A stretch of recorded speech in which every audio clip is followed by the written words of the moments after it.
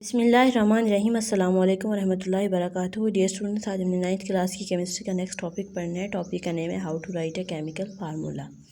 8th class में आपने samples के बारे में पढ़ा होगा कि एलिमेंट्स को सैम्पल्स के ज़रिए रिप्रेजेंट किया जाता है और उन सैम्पल्स को उनके नाम से ही, उनके पहले हरूफ से ही लिखा जाता है। जैसे एलुमिनियम के लिए Al, कार्बन के लिए C और ऑक्सीजन के लिए O, क्लोरीन के लिए Cl। तो इस तरह कंपाउंड्स को रिप्रेजेंट करने के लिए हम फार्मूलाज यूज़ करते हैं। डिफरेंट टाइप्स के कंपाउंड होते हैं तो डिफरेंट टाइप्स के फार्मूलाज लिखे जाते हैं, जैसे केमिकल फार्मूला, एम्पिरिकल फार्मूला, ठीक है, और इसी तरह मॉलिक्यूलर फार्मूला। आज हमने देखना है कि केमिकल फार्मूला किसी भी एलिमेंट्स का हम कैसे लिख सकते हैं।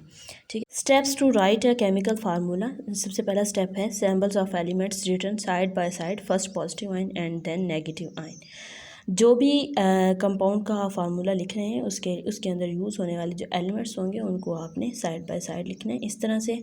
और एक चीज़ का आपने ख्याल रखना है कि पहले आपने पॉजिटिव आइन को लिखना है और दूसरा फिर नेगेटिव आइन को लिखना है, यानी कि पॉजिटिव आइन को आप लेफ़्ट साइड पे लिखेंगे और नेगेटिव आइन को आप राइट साइड पे लिखेंगे। ठीक है, the valency of each ion is written on the right top corner. इन जो भी एलिमेंट्स उनके अंदर यूज़ हुए हैं उन एलिमेंट्स की वैलेंसी को आपने राइट टॉप कॉर्नर में लिखना है। वैलेंसी क्या चीज़ होती है? किसी भी एलिमेंट के इलेक्ट्रॉन गेन करने या लूज़ करने की जो एबिलिटी होती है उसको हम वैलेंसी कहते हैं। यानी कि सोडियम एक इलेक्ट्रॉन को लूज़ कर देता है, इसकी एबिलिटी है कि एक इलेक्ट्रॉन को लूज़ कर दे, क्योंकि इसके आउटर मोस्ट शेल में एक इलेक्ट्रॉन एक्स्ट्रा होता है।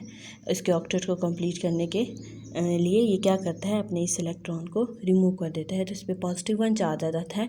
तो यही उसकी वैलेंसी है, उसको हम राइट टॉप कॉर्नर में लिख देते हैं। ठीक है, और क्लोरीन इसके पास एक इलेक्ट्रॉन की कमी होती है, यानी कि 7 इलेक्ट्रॉन होते हैं इसके आउटर मोस्ट शेल में। ये एक इलेक्ट्रॉन को गेन करके अपने आउटर मोस्ट शेल में 8 इलेक्ट्रॉन्स को पूरा कर लेता है। इस तरह ये एक को गेन करता है, जो गेन करता है उस पर नेगेटिव चार्ज आ जाता है। ठीक है, the valency of each ion is written on the right top corner. इसमें एक और एग्जांपल मैंने दी है CaCl2 की। ठीक है, तो Ca जो है ये 2 इलेक्ट्रॉन को लूज़ करता है, 2 इलेक्ट्रॉन को लूज़ करता है, इस वजह से इस पर पॉजिटिव 2 चार्ज आ जाता है। और क्लोरीन गेन करता है, तो क्लोरीन सिर्फ एक इलेक्ट्रॉन को गेन कर सकता है, इस वजह से यहाँ पे क्लोरीन के 2 एटम यूज़ होंगे जो एक इलेक्ट्रॉन को गेन कर लेंगे।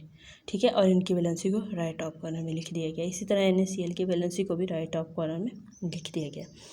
To write formula brought these valencies to the lower right corner. जब आप फार्मूला लिखेंगे, ये हमने वैलेंसी लिखी थी, जब आप फार्मूला लिखेंगे तो इनकी वैलेंसीज को आप लोअर साइड पे ले आएंगे, लोअर राइट कॉर्नर में ले आएंगे। जैसे Cl नेगेटिव वैलेंसी Ca के पास चली जाएगी, यानी कि ये यहाँ से इधर मूव कर जाएगी, और इसी तरह कैल्शियम की वैलेंसी क्लोरीन की तरफ मूव कर जाएगी। ठीक है, तो इनकी वैलेंसीज को हम लोअर राइट कॉर्नर में ले आएंगे। तो इस तरह से इसका फार्मूला CaCl2 लिखा जाता है, यानी कि Ca पॉजिटिव 2 था तो Ca की वैलेंसी जो है वो किसके पास आ गई, क्लोरीन के पास आ गई। और इसी तरह क्लोरीन की नेगेटिव 1 थी, तो क्लोरीन 1 को तो हम लिखते नहीं हैं, तो इस वजह से क्लोरीन वाली कहाँ पर चली गई, Ca के पास चली गई। ठीक है, और जब हम नीचे लिखते हैं इनकी वैलेंसीज को तो उस वक्त यहाँ पर इनका पॉजिटिव और नेगेटिव चार्ज नहीं लगाते।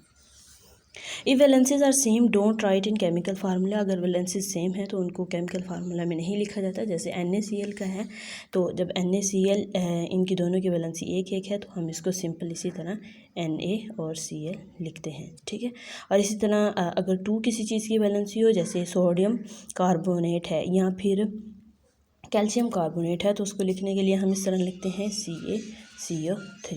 ठीक है, CO3 की -2 होती है और Ca की पॉजिटिव 2 होती है। इसी जब दोनों की सेम हो तो ये दोनों कैंसिल आउट हो जाएंगी, तो इस वक्त हम इसको फार्मूला में नहीं लिखेंगे।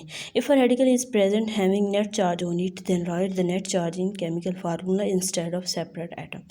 तो जो रेडिकल, अगर आप कोई फार्मूला लिख रहे हैं उसमें कोई रेडिकल यूज़ हो रहा है, ठीक है, तो रेडिकल का जो नेट चार्ज होगा आप उसी को लिखेंगे और हर एक एलिमेंट का, हर एक एटम का अलग अलग नहीं लिखेंगे। जैसे PO4 पे 3 नेगेटिव चार्ज है, आप ऑक्सीजन और फास्फोरस का अलग अलग नहीं लिखेंगे, बल्कि जो नेट चार्ज होगा सिर्फ वही यूज़ होगा। तो रेडिकल तकरीबन 9th और 10th लेवल तक तकरीबन ये 3 ही रेडिकल्स यूज़ होते हैं। आप इनकी वैलेंसीज याद कर लें। SO4 -2 होती है, PO4 -3 होती है, CO3 -2 होती है, तो आप इनकी याद कर लें।